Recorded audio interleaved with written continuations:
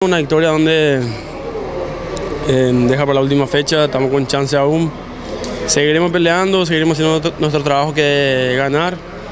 Así que mientras tengamos chance vamos a seguir peleando. El equipo estaba sólido, después tal vez agarramos mucho en el primer tiempo donde tal vez ya podíamos liquidar. Pero bueno, seguiremos trabajando esta semana, que es una semana importante aún. Seguiremos corrigiendo algunos errores que tuvimos hoy. ¿Cómo se encuentra el plantel, William? Bien, tranquilo, confiado aún. Como te dije, mientras tengamos chance, nosotros vamos a seguir peleando.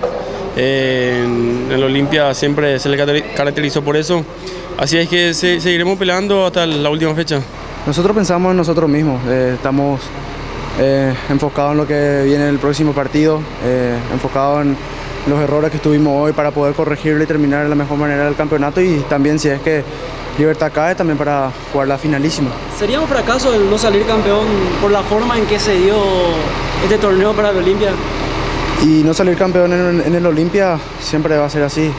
Sabemos que Olimpia es grande, es un club muy grande de Sudamérica, de América, y sabemos que si no sale campeón es un fracaso.